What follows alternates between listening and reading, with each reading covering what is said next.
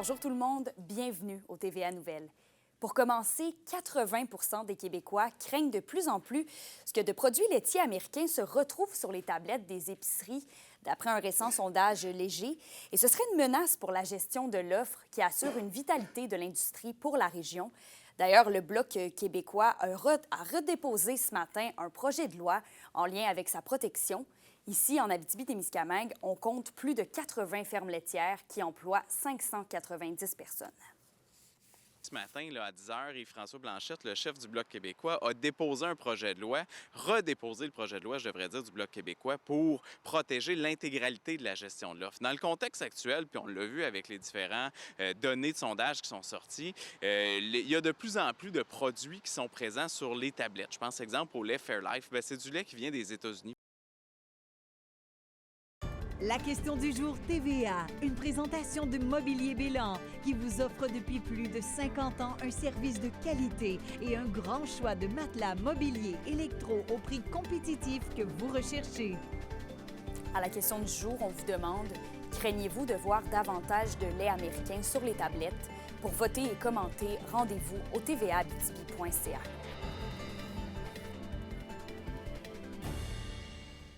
Et un nouvel événement familial voit le jour au Témiscamingue. Le Festi-Troc de Lorrainville annonçait hier la programmation de sa toute première édition.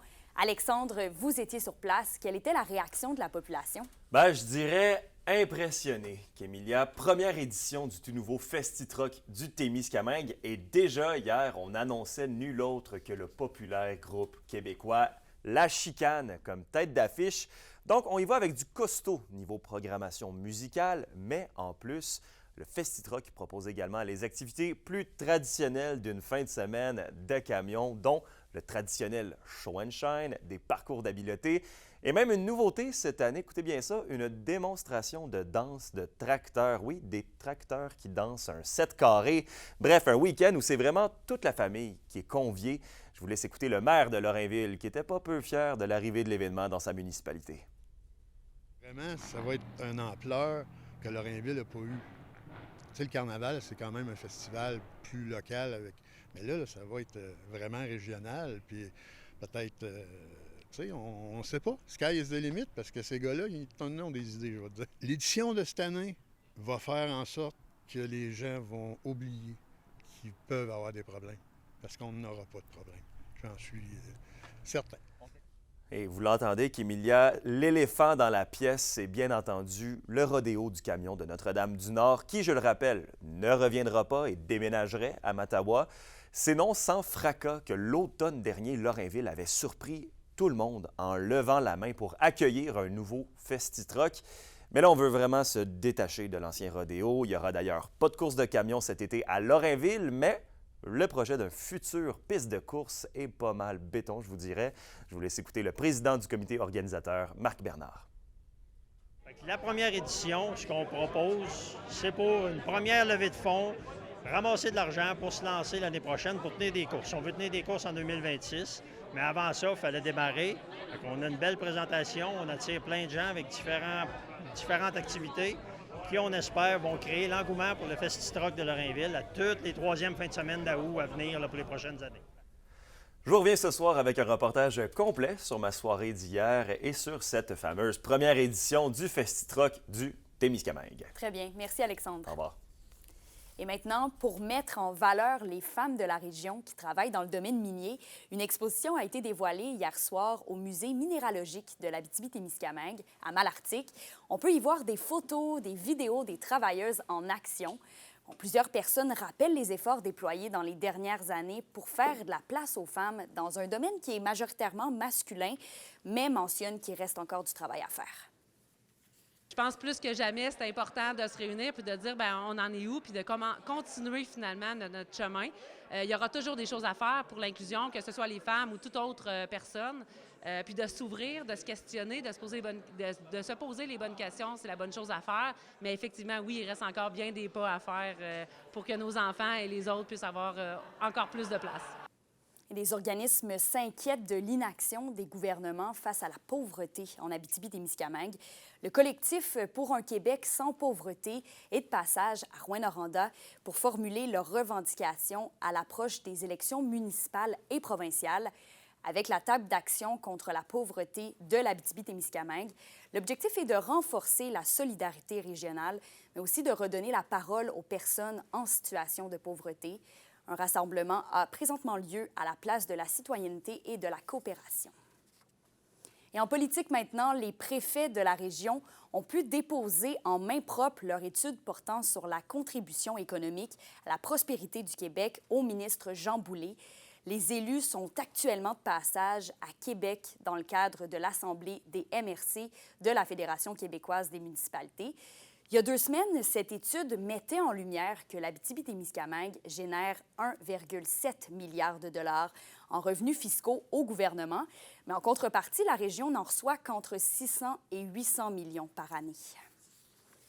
Et toujours en politique, le candidat à la chefferie du Parti libéral du Québec, Carl Blackburn, conclut sa tournée ici en Abitibi-Témiscamingue aujourd'hui. Depuis hier, il a fait plusieurs arrêts, notamment à Amos et à Malartic, pour rencontrer les militants et aussi les citoyens. La main-d'œuvre et des investissements dans la région sont les principaux enjeux qui ont été soulevés. La course à la chefferie du PLQ se poursuit jusqu'au 14 juin. On contribue à la croissance du PIB de façon importante au Québec, mais on reçoit moins en fonction de cela. Alors, ce sentiment, il doit être partagé, mais il doit surtout être compris. Et lorsque je présente ma vision pour la décentralisation envers les régions du Québec, c'est vraiment une vision qui va permettre à l'ensemble des régions du Québec d'avoir les moyens et les outils pour être capables de décider de leurs orientations. Et sur un tout autre sujet, des premiers insecticides biologiques ont été pulvérisés hier par avion. La SOPFIM a débuté par le secteur de Val-d'Or, où des forêts publiques et privées sont infestées par la tordeuse des bourgeons de l'épinette. Un seul insecticide biologique, le BTK, a été utilisé. D'après de nombreuses études scientifiques, il est sécuritaire tant pour la santé humaine qu'animale, mais aussi pour l'environnement. Il est reconnu par Santé Canada. Dans la région, près de 90 000 hectares de forêt est infesté par cette tordeuse des bourgeons de l'épinette. Donc, d'autres pulvérisations sont à prévoir dans les prochains jours. Et alors que plus de 4 000 personnes sont à la recherche d'un emploi dans la région, l'organisme Vision Travail tient un blitz de recrutement aujourd'hui. Dès maintenant et jusqu'à 16 heures, il est possible pour un chercheur d'emploi de se rendre dans l'un des 5 bureaux de l'organisme sans rendez-vous et de consulter une liste de plus de 500 postes. Des agents d'aide pourront cibler les compétences des personnes intéressées. Des employeurs sont aussi présents pour rencontrer les potentiels candidats. On poursuit ce bulletin à Malartic, où la 28e édition de l'exposition minière et forestière a réuni plus de 120 exposants hier pour mettre de l'avant les innovations qui transforment l'industrie. Équipements de pointe, avancées technologiques et opportunités d'affaires ont été présentés. Élise Tessier nous en dit plus. 1500 visiteurs impliqués de près ou de loin dans le domaine de la foresterie et de l'industrie minière défilent au centre Michel-Brière de Malartic. Pour les exposants, cet événement constitue une occasion incontournable de réseautage et de développement professionnel. Donc, c'est important pour nous de participer dans des événements comme ça, plus locaux, puis d'échanger avec la communauté, d'échanger avec des clients, d'échanger avec les fournisseurs, puis rencontrer aussi des gens qui pourraient être intéressés à venir travailler avec nous.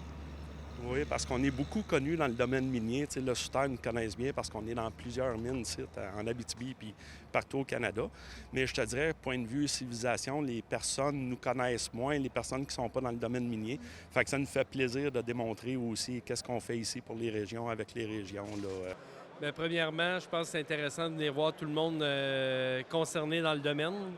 Je veux dire, c'est un domaine qu'on veut développer puis qu'on veut approfondir. Fait que je pense qu'on est au bon endroit. D'organiser ça aussi en Abitibi, dans le milieu minier, dans le milieu forestier. Fait que c'est vraiment important pour ASDR, mais aussi pour la région puis pour Malartic. C'est une porte ouverte vers de la clientèle qu'on n'a pas la chance de visiter nécessairement sur une base régulière. Alors pour nous, c'est bien certain que ça génère des leads, ça génère de la business beaucoup plus rapidement que si on faisait 2, 3, 4 voyages dans la région. La responsable de l'événement, Chantal Moore, souligne que cette rencontre, organisée entre autres par le Musée minéralogique de la ville, jouit d'une grande notoriété. Pour la ville, c'est beaucoup rentable sur le point de vue économique. Ça amène beaucoup de gens de l'extérieur. On a des gens jusque de Calgary qui sont ici aujourd'hui. C'est vraiment régional, provincial et national. Le maire de Malartic, Martin Ferron, croit qu'il s'agit d'une opportunité dont la ville sait tirer profit à chaque occasion. Bien, pour la municipalité, toute la région aussi, je crois que l'exposition minière forestière est aux 2 ans maintenant en rotation. C'est rendu un incontournable pour les fournisseurs d'industrie. Rien que l'industrie minière, bien, toute la filière minière se présente ici aujourd'hui et demain pour voir les nouvelles technologies, les innovations, faire des contacts, faire du réseautage. Puis en même temps, on crée de la richesse. L'exposition se poursuit jusqu'à jeudi après-midi. Élise Tessier, RNC Nouvelles, Malartic. Et le Boréal Show vous attend ce samedi à l'Aréna Nicoletto pour sa 2e édition. Les profits amassés sont remis à la maison de soins palliatifs Le Passage de l'Aurore. C'est Danny Pouliot qui réchauffera l'ambiance dans l'Aréna. Et par la suite, vous pourrez voir Madiba King et ses invités qui sont Pépé et sa guitare, Hugo Lapointe, William Deslauriers, Les Torieux et les frères Moreau. À la météo aujourd'hui, on a quelques percées de soleil partout en région, une alternance de soleil et de nuages tout au long de la journée avec une probabilité d'averse cet après-midi sur tout le territoire. En Abitibi, c'est un maximum de 26 degrés Celsius et de 20 degrés au Témiscamingue. Ce sera le retour complet des nuages pour ce soir et cette nuit. On peut s'attendre encore une fois à quelques averses, minimum 13 partout en région. Donc voilà, ça complète ce bulletin d'information pour l'instant. Retrouvez-nous ce soir au TVA 18h. Passez une belle journée.